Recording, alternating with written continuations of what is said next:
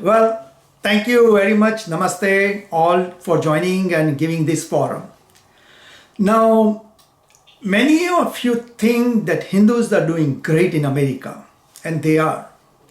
However, many of you may not be aware that there is a relatively new trend that I have observed and is getting very loud and clear, and that is Hinduphobia. Hinduphobia is real in America and will increase. Now, there are many dedicated organizations. They are going after Hindus. Any successful Hindu mandirs, Hindu festivals like Holi, or even in Hinduism in general. Now, this includes the politicians like Tulsi Gabbard and recently nominated CEO of Twitter, Parag Agrawal. Even Mahatma Gandhi, who is now being promoted as racist and rapist. Even his statue in Sacramento was desecrated. That statue face was cut in half and thrown on the ground last year. Who did it? We don't know. But apparently that must be anti-Hindu force and also anti-India force, because it was done on the India's Republic Day. Personally, I have found that whenever I try to publish something, the Western leftist media, if you call that way, they will not accept my views, and I will have to ultimately go to India to publish it. And that is sad. For example, that article I shared with you all, so I made two comments as I put it in that article. And those were very fair, general comments. I knew that it will get scrutinized, so I kept it very limited. And still they never published it. They kept it in moderation and out. So, I feel I'm choking academically. Now, in high schools and colleges, bullying is experienced by Hindu youths. In high schools, even though limited time given, 3 or 4 days to teach about Hinduism, teachers focus all their time on 3 things: caste, curry, and cow. Just like there is nothing else to talk. And because of this media and teachings in schools, Hindu youths carry very negative image about Hinduism and built an inferiority complex. And that is very concerning as parents. Now, about the publication I made and that I shared with Phillips and all of you, that was on September 10 to 12 last year, Dismantling Global Hindutva.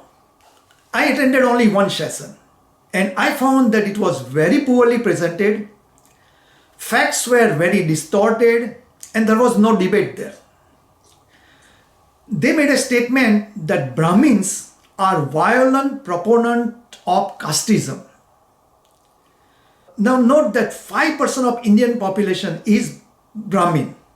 And to say that all Brahmins, including a 5-year-old child, is a violent proponent of casteism is blatant racism.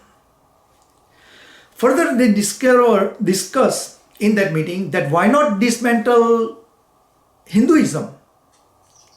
How daring!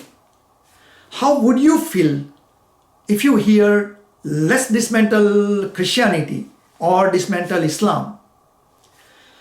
Now, that DG8 conference, whatever they want to express is not my concern. They have rights to and liberty to say whatever they want to.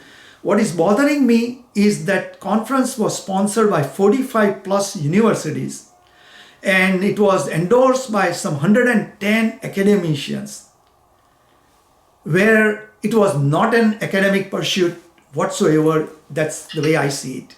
So why they are so gung-ho about such conference? Immediately after the conference, dot buster. Hindus wear those bindi.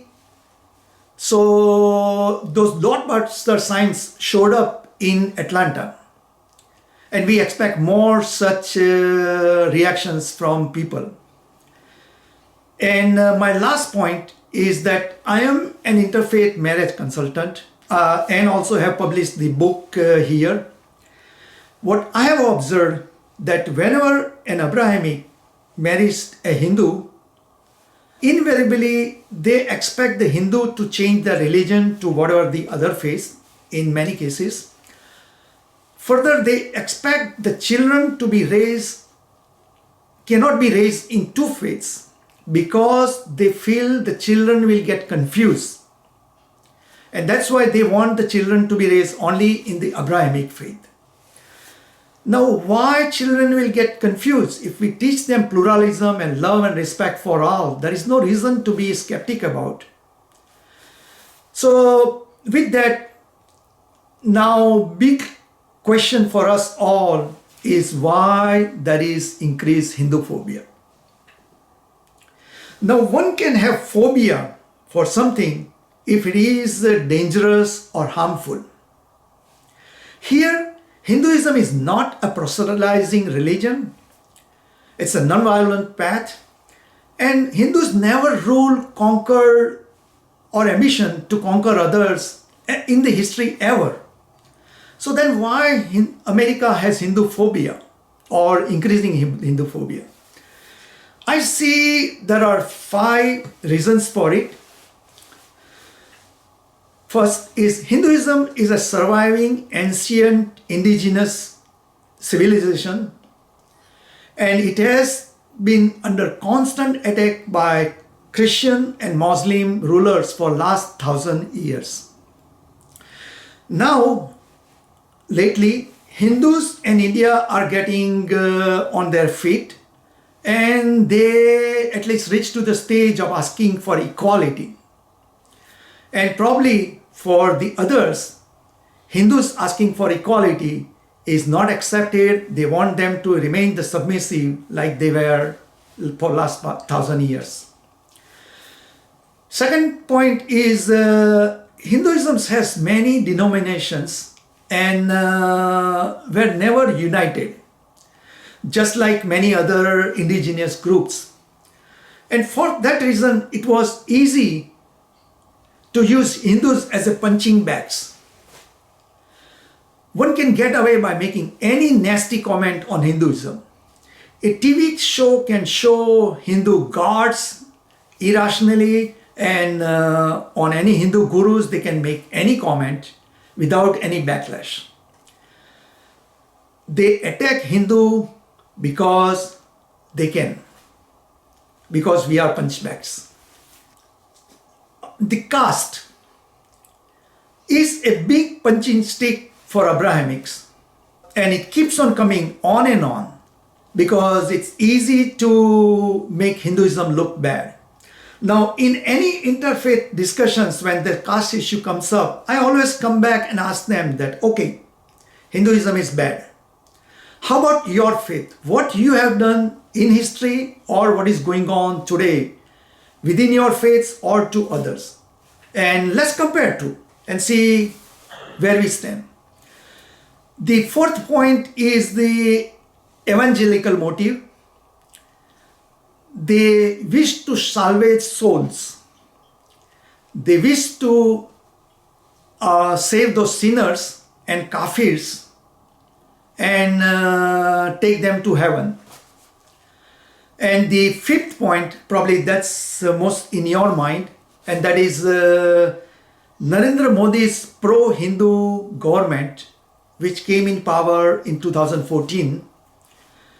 Modi has a close relation with Trump, and that's why the whole leftist media all of a sudden takes India and Hindus right away, just like they are pro-Trump supporters.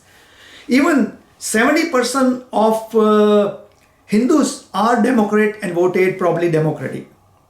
You don't realize that Modi is just a smart politician, and he had a great relation with Obama, and he will do the same with Joe Biden. He will do anything for his nation and his people.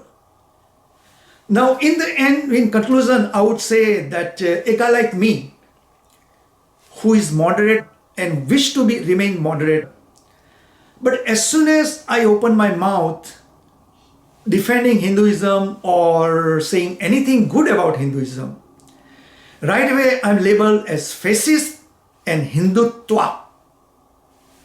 This is sad. So I hope you will be open-minded and hear us out. Thank you. Namaste.